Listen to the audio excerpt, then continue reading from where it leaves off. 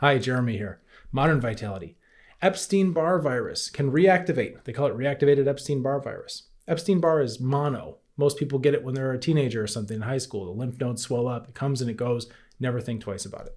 However, for some of us, that virus can actually lay dormant and it can flare up from time to time and it can really, really undermine our health. So, when these conditions happen where you have a hidden pathogen that gets in and then it waits and then it flares up, you can have symptoms like crazy all over the place.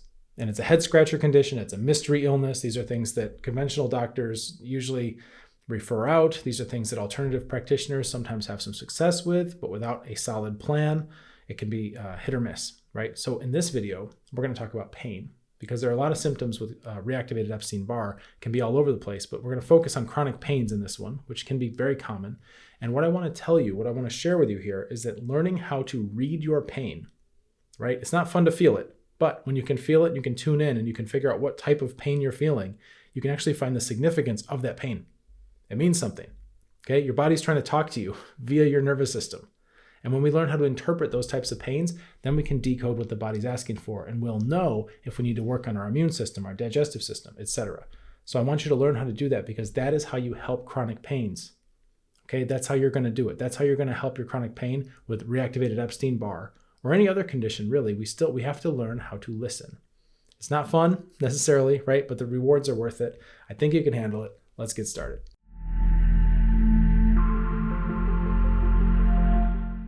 So we need to understand chronic pains. We need to figure out what our body's trying to tell us. That way we can start to navigate upward and outward of the grips of mystery illness. All right, I know it's not fun. You know it's not fun. Okay, having mystery illness, complex chronic inflammatory conditions, all this stuff, it shrinks your world down. You got to start saying no to all kinds of things you used to enjoy because you don't feel like you can rely on your body. Okay, it's not fun to say. It doesn't make me happy to say that, but that's the truth of it from what I've observed, from the people I've worked with, from my own experiences. Once you start to lose faith in your body, you start saying no to all kinds of fun stuff. Okay. No, thank you. I can't. No, not sure. Can't. What if I have a flare? What if I crash, right? Better not to travel. Better not to go out on a restaurant trip with my best friends, right? None of this. Instead, we got to stay home and kind of just wait and hope we don't crash. Okay. Too many variables. So we need to be able to re-expand our world and get back to living our life. And one of the best things to do is to have a structured plan where you know how to address your body from a whole systems perspective. I talk about that in other videos. I'm not going to go too deep into it in this one because in this one, we're focused on chronic pain and the information that we can get from chronic pains. So I should tell you in Eastern medicine, right, which is my background. I've got a very strong background in Eastern medicine, acupuncture, herbs, these kinds of things, qigong, right, where we're looking at the body as an ecosystem. We're looking at the body as not just component parts. Okay, it's not just like fixing a car. Oh, something's wrong with my car. Oh yeah, you've got a bad valve here. Let's just take it out, put in a new one, right? We can't do that with our body. I can't just say, hey, yeah, your nervous system's fried. Like we need to get that out of here, order a spare. Okay, it doesn't work like that. We're a different kind of system. We're organic, we're living, we're complex. So we have to learn how to work with that system. And there are a lot of clues we can use. So I'm going to train you today. I'm going to give you an introduction to understanding chronic pains, and especially from an Eastern medicine perspective. Okay, there's a lot of historical richness to this where we can use the human cultural heritage and we can start to apply it to our modern problems. In Eastern medicine, generally pain is seen as an obstruction or a blockage. It's typically a sign that there's a problem. Okay, I know this isn't rocket science to say this. It's not a big epiphany, right? Pain is a sign of a problem. However, the epiphanies come when we start to follow that thread. If we say, okay, if it's a sign of a problem, how can we understand what problem it is? How can we understand what our body's asking for? So I want to offer you this model that we've inherited through generations and generations of medical practice, which is to understand chronic pains in terms of how they feel, what the subjective sensations are, and then to understand the associated needs of the body that go with them. All right. Before I get to that, I should tell you, if you're struggling with complex chronic health conditions, you don't have to heal alone. You don't have to do this alone. We've got an awesome group. I started it a couple of years back. It's called Modern Vitality Solutions and Support. It's a chat group. We're off of big tech. It's just a private chat group. Also within the chat group, you've got I'm in there answering questions every single day. You've got a bunch of awesome people just like you that are at various stages of their healing path. Everybody's very kind, compassionate, bright, sophisticated. It's lovely. It's international. And then we also have a vault of interactive videos that I've compiled so that you can start doing the work and figuring out a lot about where you are on your journey, what you need to be doing, what you should be thinking of next, how to get a plan together. It's an awesome space. So I'd encourage you, it's free to apply. You can click the link below here in the description. I'll see your application. If it looks like you're a good fit, I'll get you in the group as soon as I can. It's a wonderful place to be. Even if you're introverted, even if you're shy, it's great. You're in good company. There's a lot of introverts in the group, a lot of quiet folks. They just want to kind of mind their business and learn and heal. It doesn't have to be a whole big thing, right? So the link is there, and it can fill up. It's a small group. It can fill up, and I'll try to get you in. If your application looks good and I think you'll be a good fit, I'll try to get you in at least within like the next monthly cohort. Okay, I try not to make people wait too long, but I do keep the group small. So you can apply for a group and also subscribe to the channel if you'd like. That way you can see more helpful content like this video and get your mind filled up with new ideas for how to heal your body. Okay, so here we go. I want to differentiate chronic pain versus acute pain. Okay, that's first. Chronic means long time, right? It's been happening a long time. Acute pain means it just started. So what I'm going to tell you, this is the caveat here, is that this type of information analysis really works best on chronic pain. Acute pains are often very different. So for example, like if you just sprained your ankle, that's not necessarily your body trying to talk to you about how your digestive system's doing or your nervous system or whatever. That's just an orthopedic injury. Okay, so we need to keep that. I've had questions in the past about that. No, that's different. I'm talking about chronic pains that are associated with inflammatory conditions. Okay, that's where we're focusing here.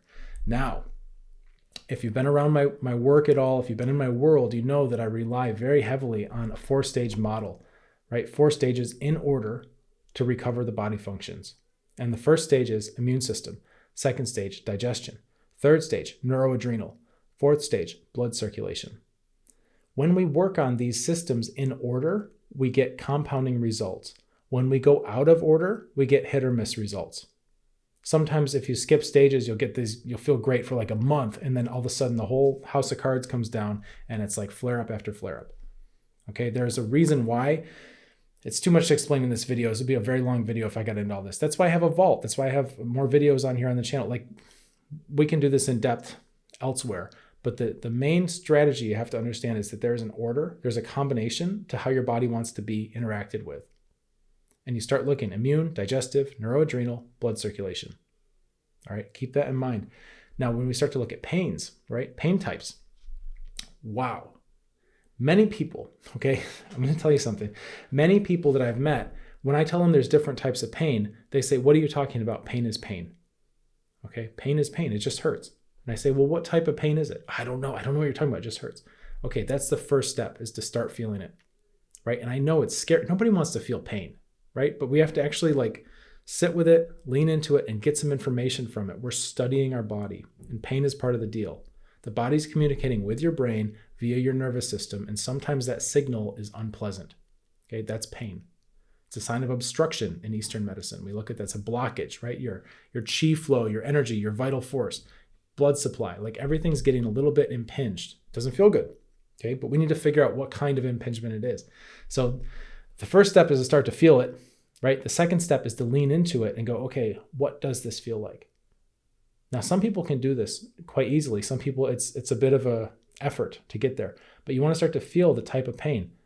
Is it sharp? Is it dull? Right? Already we've got a distinction there, right? Dull pain would be like I'm smashing you in the hand, right? A sharp pain is like I'm poking you with a safety pin or something. Those are totally different sensations for most people. This can teach us things about the body. So we're looking at sharp, dull, right? Is it fixed in location, or does it move around your body? Is it heavy feeling? Does it feel like a lot of pressure? Does it feel cold? Does it feel hot? Does it burn? Is it tingly? There's so many different kinds of pain. Is it better with pressure? Okay, so here we go. So if you have wandering pains, right? This is classic with like fibromyalgia and some of these other inflammatory conditions. Fibromyalgia is the classic one with wandering pains, right? Where it moves around, but it's nowhere near exclusive to fibro. Wandering pains move. So you may wake up one day with a headache, and then later that day, it's in your neck. And then the next day, no pain. And then the day after that, it's in your hip, right? All over the place. Now, this can be really frustrating with wandering pains because people think, I'm going nuts. I thought I had headache problems. Then I thought I had neck problem. Now I think I have a hip problem. You go to your doctor, MRIs, everything looks good. Okay. You get these pains that come and go, they move around, and there's no structural issue. So, at least that's good. You don't need surgery or something, right? When you see that, but it's pain that moves around. Now, what is this telling us about our body? How do we interpret that? Okay. I'm glad you asked, because we're going to do this for like all of them. Wandering pain is immune. It's telling you there's a problem in your immune system level. Okay. Wandering pain. And why do we know this? Because there's no structural thing. It's not like you have arthritis right in that joint. It never moves. It always hurts right there. Okay. It moves around all over the place. So why we get this is called non-specific immune response. And it's basically the body is kind of smoldering, and then the inflammation can move very quickly and very easily from place to place in the body. So you can have your immune system kind of hunting, right? And why is it doing that? Why is it hunting? Why is it moving around? Well, because more often than not, there's some kind of latent pathogen or hidden pathogen in the body, right? Pathogen or pathogens, multiple. They tend to come in groups. And I know we talk about a lot of these conditions based on like one pathogen. For example, when we talk about Lyme disease, it's a spirochete, right? However, as we expand that, people usually call it Lyme and Co, because co-infections tend to come along for the ride. Same thing for Candida, same thing for EBV, same thing for long haulers. Chronic fatigue syndrome usually has multiple pathogens. It's everywhere. It's like that. There's often a lot of these things that come in as a gang. So the immune system can be a little bit overwhelmed and can be kind of chasing them, right? I'm serious. It works like that. It's like cops and robbers chasing them all over your body. And wherever they are on any given day, that's where you feel the wandering pain. This can be really valuable to understand. Then we know we need to focus with specific methods on immune specificity, getting your immune system to become less of a police chase and more just like a sniper that just takes out what it needs to take out, and then you're done with it, right? That's the idea. So wandering pains, immune system, okay? The next one we'll look at dull pains, especially dull, heavy pains. These tend to be fixed in location. They don't move around so much. And oftentimes it can be the lower body, but not necessarily. And these dull pains tend to correspond to digestive issues. Isn't that cool, right? So now we're starting to map out. We got immune, digestive, neuro-adrenal, blood circulation. We're starting to map out the subjective feelings we're getting with what our body's actually asking for.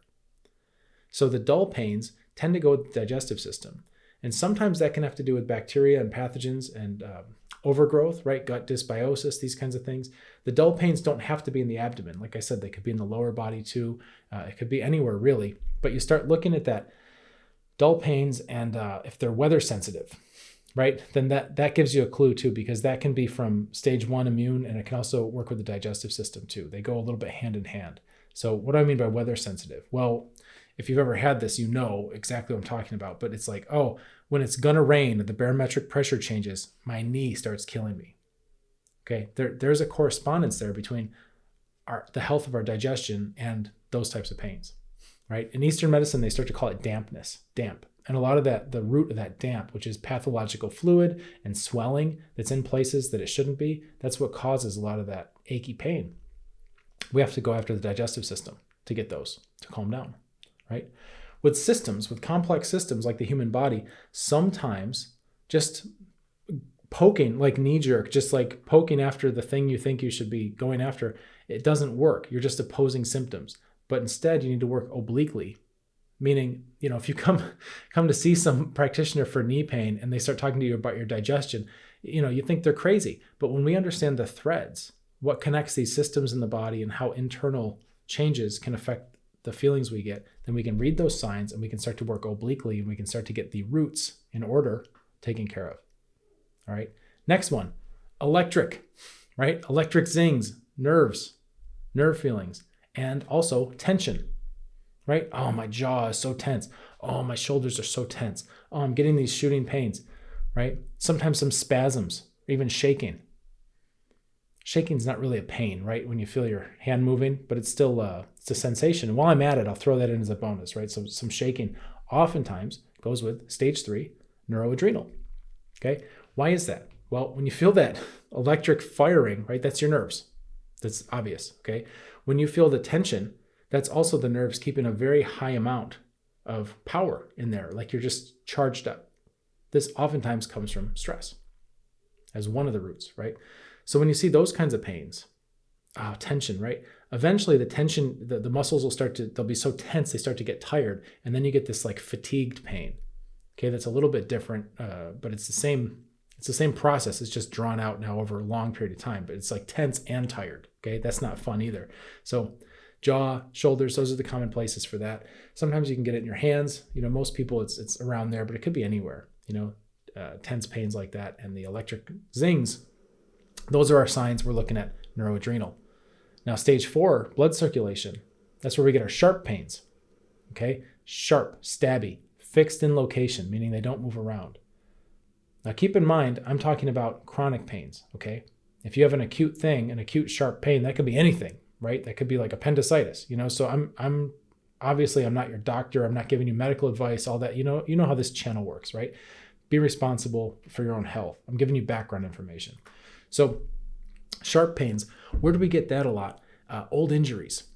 Okay. Oftentimes people will have like my bad ankle, my bad knee, right? Whatever it is, my bum hip. And usually there's been some kind of injury there, like from a car accident or skiing or whatever it was, right? Something happened, you drop something really heavy on your foot. The blood vessels break. And then what happens is they don't get repaired all that well. Oftentimes, like with Eastern medicine, there's liniments and herbs and things that we use for injury treatment to help things heal better so that you don't get the my bad ankle after effects, right? But without that, especially if it's been put in a cast, it's been immobilized for a long time, and as it heals, you get this what they call static blood stasis that's just kind of sitting in there, and you can imagine it basically as like a scab. The way when blood leaves a vessel, it turns into a scab. You can imagine like little scabs, but inside your body. And that's what gives a lot of times the sharp pains. So when we start to look at these types of pain, all of a sudden now we've got a very rich landscape. In the beginning of this video, you may have been thinking like, Jeremy, pain is pain, okay? First of all, why should I care what my pain is trying to tell me? I want it gone, okay? The answer to that is you should care what it's trying to tell you, because by giving it what it wants, that's how you get your body to stop creating pain, okay? Just like with a baby crying, right? Oh, yeah, it's obnoxious. I don't want to hear the baby cry. Well, they're designed to cry. They're designed to have a sound that you don't want to hear, right? If babies cried and it just sounded like beautiful harp music, like la, la, la, la, la, right? Then you would never change the diaper. You'd never feed them, right? Because their cry is so beautiful. Babies cry and it's uncomfortable by design to prompt us to understand what they want and take care of the problem. Pain is your body crying to you. So you have to start to listen to it. You can't just ignore it. You can't just leave the baby with the dirty diaper, right, for a week. That's insane. That's neglect. You're going to jail for that, right? But we can do our bodies, we can like ignore our body's pain and just leave it with the equivalent of a dirty diaper for decades. And the only one that suffers is us, right? And then I guess you could argue the people around us suffer because now we're not around and available because we're grumpy and we hate life, right? Because we don't want to do things, So let's not let it get to that point where we neglect it for that long. So for one, yeah, if you want to get rid of pain, you need to be willing to listen to it. You need to be willing to interpret it. And then number 2, hey, Jeremy, pain is pain, right? No, there's not. There's tons of different kinds of pains. Okay, we did stage 1, 2, 3, 4, right? Stage 1, wandering pain, immune. Stage 2, heavy pains, dullness. That's digestive, right? Stage 3, neuro-adrenal, electric zings, tension, right? Stage 4, sharp stabby pains that are in a fixed location. That's blood circulation, right? What if I have all these? Well, don't try to go out of order. If you have all of them, you need to go after your immune system first, okay? And work through. That's why they're numbered 1, 2, 3, 4. And I will give you, actually, here's a bonus. Stage 5, right? Jeremy, you said stages 1 through 3, 4. Well, there's also stage 5. It's just a bonus, and most people don't need to do it if they actually go through the system in order. But stage 5 is boosting, supplementing, right? If you actually have deficiencies and emptiness, then that's when you start to fill those deficiencies with, certain herbs that are very nutritional and things like that, right? What kind of pain goes with deficiency? Well, it's the pain that feels better with pressure. It's empty pain. So if you have a headache and you touch it and it makes it feel kind of worse, that's probably not a deficiency pain. A lot of times if you have like a stomach ache or something, and then you put your hands on it, that feels better. The pressure makes it feel so much better. Well, that's telling you a little bit about the deficiency of that area in your body. Eastern medicine is all about excess and deficiency, right? The yin and yang of it, how everything kind of moves together. Sometimes there's too much, sometimes there's not enough. We need to understand the system, work through it. So already we've got this mapped out. So now you could do something, for example, like you could keep a pain journal for a week or 2 or a month, and just every day write down what types of pains you're feeling. Not just your pain scale, because that's what, a lot of doctors, it's a 1 out of 10. What's your pain? What's your pain scale? 1 to 10.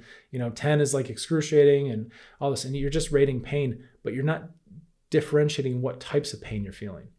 So I would offer you, right? There's an activity. There's plenty more stuff like this. That's what we do in our vault, right? They're very interactive videos, and we work on these things so that you can get a real handle on what's going on with you. That's part of our group and the perks for the people who join our group. But one thing you could do is just start keeping track of that. And then you look back after a week or a month and start noticing patterns and go, wow, for me, wandering pains and dull aches, all month, that's all I'm seeing. Well, now you have some information about what your body needs, right? Does it need more blood circulation? Probably not. That's stage 4. Does it need neuro-adrenal care? Probably not. That's stage 3, right? Wandering pains are stage 1. Dull aches are stage 2. You should focus on your immune system and your digestive system, at least right now. That should be your logical next step, so you're not throwing everything at your body and hoping something sticks. All right, so there we go. This was a big one. You might have to watch this again. You might have to take notes. All right, I'm taking dense information distilled down from thousands of years of medical traditions, and I'm presenting it in a short video like this. So I would expect you might have questions. You might want to watch it again, but you really need to get your hands into this and start embracing unpleasant sensations to get some information so that you can give your body the respect it deserves when it's trying to talk to you, and then you can start to give it what it needs so that it can heal. All right, I hope that helps you in your healing journey and putting together the next piece of your puzzle, and see you in the next one. Cheers.